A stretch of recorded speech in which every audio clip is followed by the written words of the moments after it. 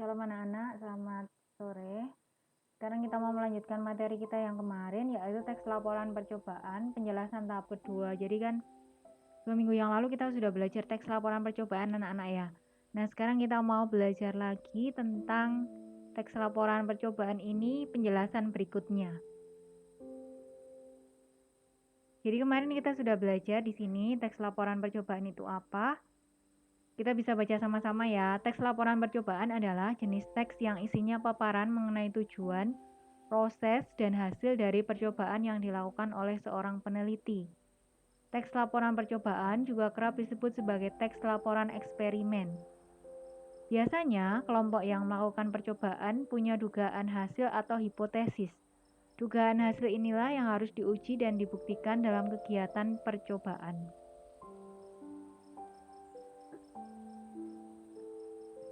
Jadi intinya adalah ketika kita melakukan percobaan itu kita bereksperimen, kita membuktikan hipotesis atau hipotesa itu apa?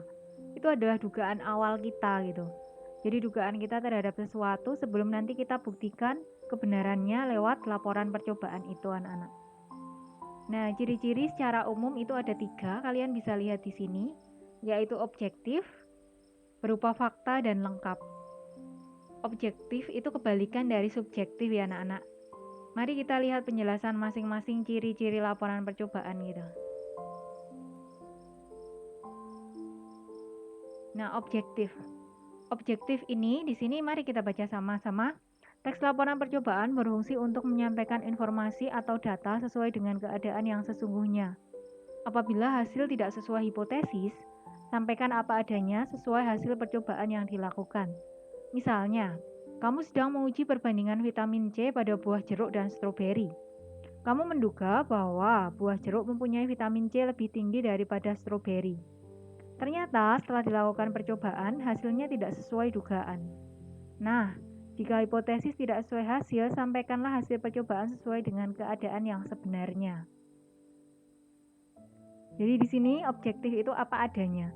Apa yang ada, apa yang kita teliti, hasil yang sesungguhnya itu yang kita sampaikan gitu anak-anak. Jadi kita tidak menduga-duga atau menyampaikan data yang palsu, itu tidak boleh dalam laporan percobaan. Tapi apa yang ada itu yang kita sampaikan. Karena sifatnya adalah objektif.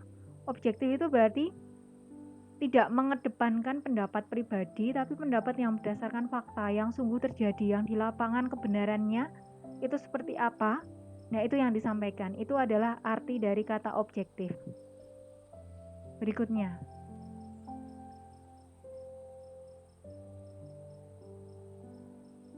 Yang kedua adalah ciri berikutnya adalah berupa fakta. Hasil yang disampaikan dalam teks laporan percobaan benar-benar sudah dilakukan. Penyampaian kalimat pun harus berupa fakta. Coba bandingkan kedua kalimat di bawah ini. Kandungan vitamin C stroberi sekitar 29 mg tiap 100 mg. Berikutnya yang kedua, terkandung 54 mg vitamin C dalam setiap 100 mg jeruk. Penjelasannya, kalimat A bukanlah fakta karena informasinya belum pasti dan terkesan masih berupa dugaan karena mempergunakan atau menggunakan kata sekitar. Sedangkan kalimat B itu merupakan fakta karena menyampaikan informasi secara pasti dan bisa dibuktikan. Jadi anak-anak, yang A ini tidak terbukti kebenarannya karena masih ada menggunakan sekitar atau pendapatnya orang gitu. Masih belum fakta tapi pendapat atau opini. Nah, menjadi yang fakta, kalian bisa lihat kalimat yang kedua. Itu sudah penelitian, jadi sudah diuji coba. Terkandung 54 mg vitamin C dalam setiap 100 mg jeruk. Ini kan berarti sudah dijelaskan, dia sudah meneliti, sudah mengukur bahwa dalam 100 mg jeruk itu ada 54 mg vitamin C. Berikutnya, lengkap. Kamu harus menyampaikan semua informasi dalam teks laporan percobaan. Tulis selengkap-lengkapnya supaya pembaca bisa mengerti laporan secara utuh dan bisa bermanfaat. Jadi poin berikutnya adalah harus lengkap anak-anak. Jadi ketika kita menyampaikan teks laporan percobaan dari awal sampai akhir itu harus lengkap. Yang kita sampaikan itu ya apa adanya, apa yang terjadi itu kita sampaikan secara lengkap gitu. Jadi detail, tidak ada yang terlewatkan. Berikutnya ciri kebahasaan. Sekarang kita masuk ke tata bahasanya ya anak-anak. Nah, ciri yang pertama biasanya memakai sinonim dan antonim. Kalian tahu ya, sinonim itu padanan kata atau kata yang memiliki makna sama, sedangkan antonim itu adalah lawan kata. Mari kita baca bersama-sama. Secara umum dalam teks laporan percobaan ada kata yang bersinonim serta kata yang berantonim. Sinonim adalah persamaan kata, sementara antonim adalah lawan kata. Di dalam teks laporan percobaan, antonim dan sinonim ini biasanya terdapat pada bagian di sejumlah langkah percobaan. Jadi dalam langkah-langkah percobaan itu biasanya itu memakai kalimat ini, sinonim dan antonim. Tidak selalu, tapi biasanya itu mempergunakan ini. Berikutnya adalah memakai kata bilangan. Kata bilangan dalam teks laporan percobaan ini menunjukkan jumlah bahan yang dipakai dalam percobaan. Nah, miligram, gram, itu biasanya kan ini ya anak-anak bilangan kan, berapa miligram, 54 miligram, 100 miligram, 10 miligram, 1 gram. Itu kata bilangan ya, 1, 2, 3 itu adalah kata-kata bilangan. Berikutnya adalah menggunakan kalimat perintah. Contoh sebuah kalimat perintah dalam teks laporan percobaan antara lain siapkan, tambahkan, tuangkan, aduklah, hindari, sebaiknya, campurkan, dan lain-lain. Jadi biasanya ada kata perintah anak-anak. Misalnya campurkan 10 mg jeruk ke dalam 100 mg stroberi. Misalnya seperti itu. Jadi ada kata perintah. Siapkan cawan yang akan dipakai untuk penelitian, pengukur atau timbangan.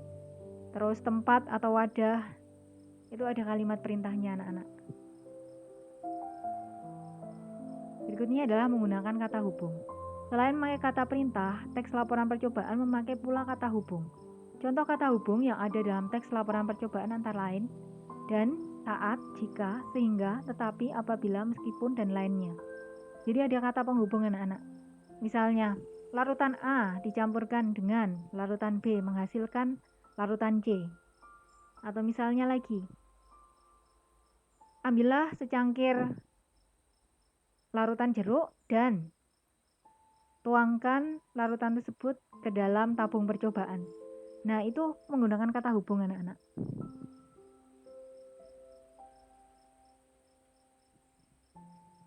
Secara umum strukturnya anak-anak minggu lalu kita juga sudah belajar.